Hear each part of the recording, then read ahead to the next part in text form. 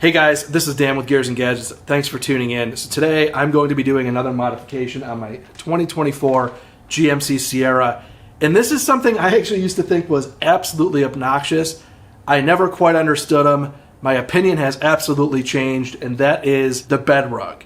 Now, part of installing these is they do recommend, and I also recommend, setting it out in the sun to soften it up. It's kind of easier to work with. I'm also going to take that opportunity while it's doing that to get the first break-in oil change done on this truck. It's hovering around somewhere in the 700-mile range.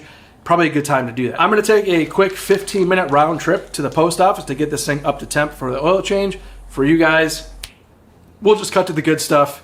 We're back. Now, I've watched a bunch of videos on these trucks, and one thing that I saw people doing was replacing the oil pan for a deeper sump, because these motors have been known, the diesel here, to burn through some oil. I'm not super worried about that. I'm interested to see how that goes long term, but I have seen how the actual drain plug itself is higher than the lowest part of the sump, which I do think is kind of obnoxious. So I put it up on the ramps here just to kind of pick the front end of the truck up a little bit, get as much of that oil flowing out as possible. You do not need the ramps here to get underneath this truck at all. There's plenty of room to get in there. But this should make it easier to crawl underneath and also make sure the oil is draining out as full as I possibly can. Now we'll take the time here to actually set the bed rug out in the sun, let this thing get a little soft. It'll be easier to install. I know that people are concerned about oil burn on these. I'll keep an eye on it and report back over time, but it's not something I'm super worried about. I am worried about getting blasted in the head by the ceiling fan. Flashback.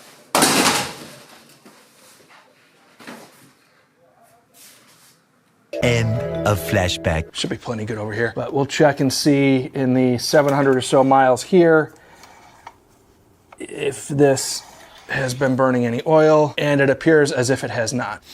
It was definitely oil overfilled from the factory, which I believe is normal. I need it to stop being so hot outside.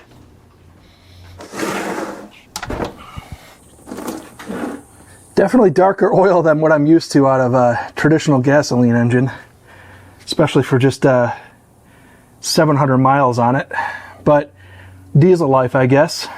I will say that pan does feel sort of chintzy. Drop that filter.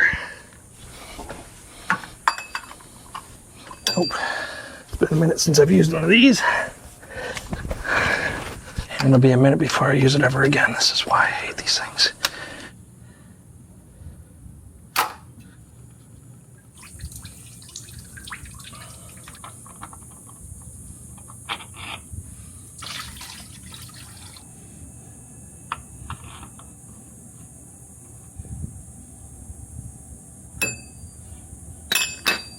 All done at the bottom end.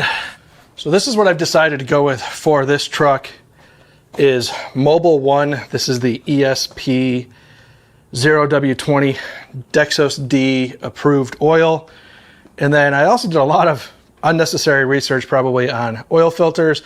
And this Purelator Boss seems to be getting like the highest reviews. I used to run the K&Ns on my gas trucks. The Purelator seems to be good, so I'll try this. Never tried it before. This is part number PBL11424. This should take 7 quarts if I remember correctly.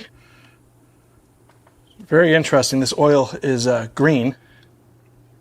There's 5. Normally I would actually underfill and then top off, but right now I'm going to go directly to 7, and then we'll check it after that, because I'm okay with this being slightly overfilled. Now I'm going to pull this off of the ramps so we can actually get a good read on the oil fill. Pretty much right at the line, so probably add a little bit more in there just so that it's good to go in case it does burn. And now we're just over the line. I was going to collect an oil sample for Blackstone, but as you can see, I set the bottle underneath the truck, and when I started draining the oil, totally forgot about it. So we'll catch it on the next one. But what we are going to do, in the name of science, is cut that filter open, see what kind of stuff is in a fresh break-in motor. Guessing we'll see some stuff in there.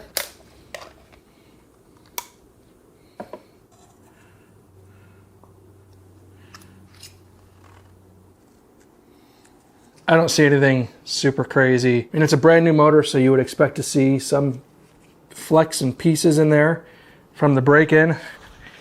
I don't know what's normal, but that certainly doesn't seem alarming to me by no means. We'll stop playing with oil and get to installing the bed rug now. Scan the QR code for instructions. I do appreciate this kind of stuff. So this has been sitting out in the sun long enough. The first step, flip it over, apply these Velcro strips. Now these Velcro strips attach to the bed of the truck.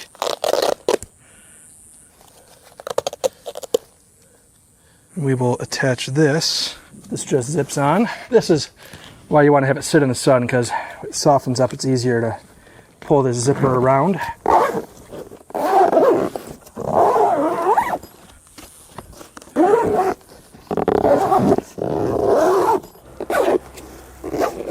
Now we'll just take these 1x2s, pieces of Velcro, and just stagger them across the panels here. These will ultimately hold around the walls. One of these long pieces goes for the front here. All right, time to get the truck in the garage. It's too hot in the sun.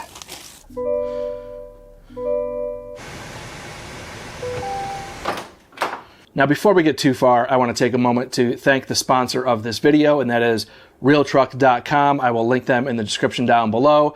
They're a supplier of pretty much anything you could possibly imagine that you might need for your truck. So if you're looking for wheels, tires, performance mods, anything for your pickup trucks or SUVs, take a look at Realtruck.com. Again, I will link them in the description down below. As always, very much appreciate that relationship with Realtruck.com, and more importantly, the relationship with you guys, the viewers.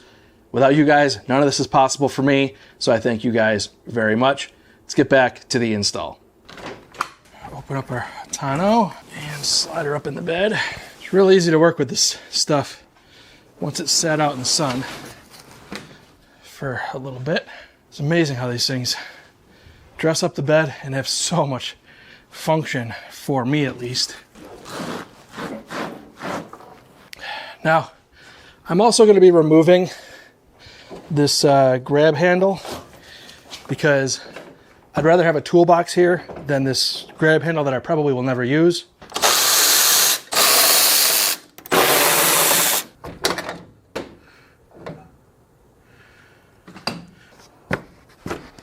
Trick here is just to get it to fit up around the wheel well.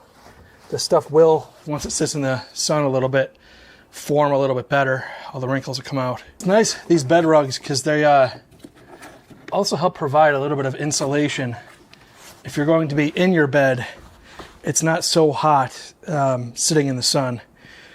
Really helps a lot in terms of comfort in the bed. I mean, honestly, I could probably take a nap back here. It's not super plush, but it helps get rid of all those undulations from the bed itself.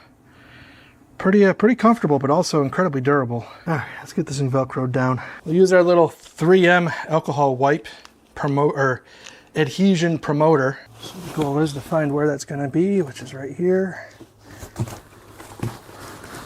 Definitely stinks. Just get that pushed down. This stuff sticks pretty good. I had no problems with my last truck. I don't anticipate any now. And then we'll just go around the rest of it, pull off these little red tape strips, stick it to the rest of the truck in areas where it will adhere. Gotta get the razor blade to cut for our tie downs.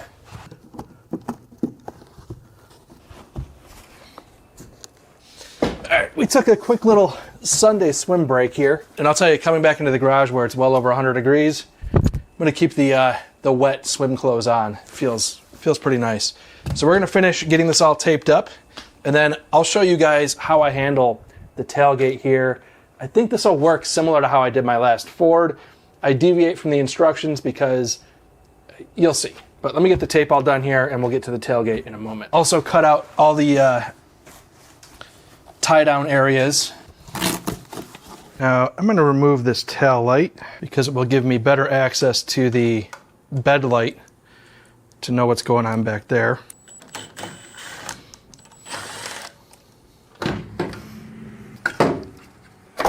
Always easy enough to pull those. And the reason why I do that is because it's kind of hard to see when you're doing this stuff how that lens pulls off, but you can get a much better idea. It's hard to see in here, but there's a tab up top that tells me I need to pull and release from the bottom, which I can't do one-handed, so grab a screwdriver.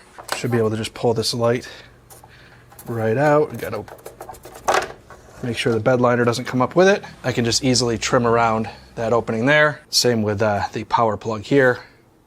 So we'll pull that next.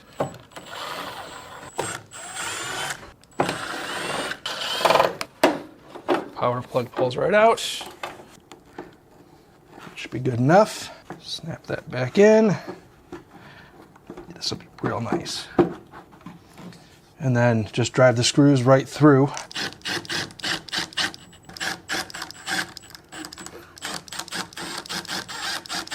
These are the kind of things that people, if you have them installed for you, they don't do as good of a job because it's not their truck. And it's somewhat time consuming. Now we'll trim up for the light here. We'll try that. Now these are slightly more difficult to get back in because there's not as much area between the plastic. It's just a tight fit, so I'll try to pull the plastic on the backside.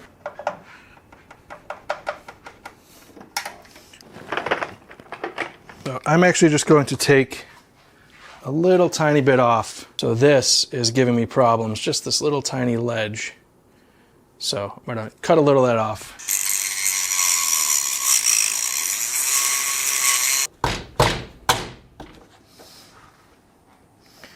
Man, that was really difficult. We got it. Now there's some tape to put up along this side too, but I'm actually going to be installing some toolboxes here, so I'm gonna leave this be for now. Pretty tight over here, looks good. We'll get the tail light reinstalled. If you're using power tools on these tail lights, be very careful. They just gotta get snugged in there. Certainly don't need an impact on them. Do the same thing over here.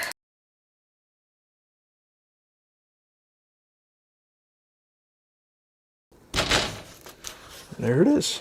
Now for the tailgate here, I like to actually get these things, instead of actually taping them to the tailgate, installed up underneath the plastic here. It's just a cleaner look to me to have this tucked up underneath the tailgate. So any chance I have to actually pull this plastic off, also for sliding stuff in, it's an easier thing to do.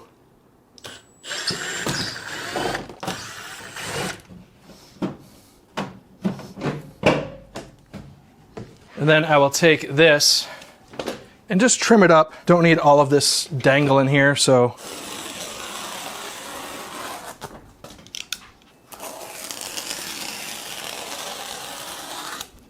trim more of that off. This is more temporary than anything, just to hold it in place. And then that way, when the tailgate's opened, that'll be nice and tight. Perfect. And then just screw that back on, and that's a nice clean transition from plastic to carpet. Now we'll just see and make sure it all closes up, which should just fine. No, it doesn't. This needs to have a little bit of give to it, so all right, we'll try that.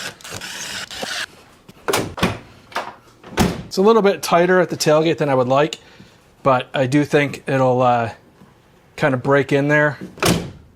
Yeah, I think it'll crush down over time. Be just fine. So it's been over a week since I installed the Bedrug, and as I thought, it actually did break in really nice. What was happening here at the tail end of the install, having this too tight was creating kind of a binding issue, so I just loosened that up, and now it shuts with ease. Cut-ins around the light and the outlet worked out okay. I actually broke this light a little bit. What I find with these Bedrugs is that over time, as it gets real hot in here, which it's been real hot for the last week, but it'll get even better where some of these wrinkles that are still somewhat visible on the side, it'll kind of shrink up and really fit to the bed. Really nice over time. But what I really love about these Bedrugs is that the surface prevents things from sliding. So when you're in a situation where maybe you get on the brakes hard, if you've got a box, toolbox, I've got camera gear that I throw back here, without something like this, when you hit the brakes, it goes sliding up. And I've seen comments, people are like, oh, you got to tie your stuff down.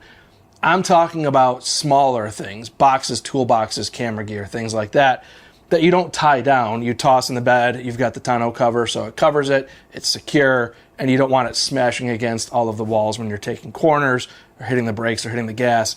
And this just does such a great job of keeping everything where you put it. I've gone on road trips from Phoenix to LA and had boxes that were exactly where I left them when I got where I was going. And that's huge for me. So yes, the Bedrug, it looks kind of like a luxury thing for the truck, but what I was more surprised about with this in my last Ford that I had and why I put it in this truck was because, in my opinion, it actually has more function than it does aesthetic look, but it also has that same aesthetic value to it. So it's just a win-win for me. Now, in terms of keeping it clean, I've hosed it out. Again, I had one in my last truck.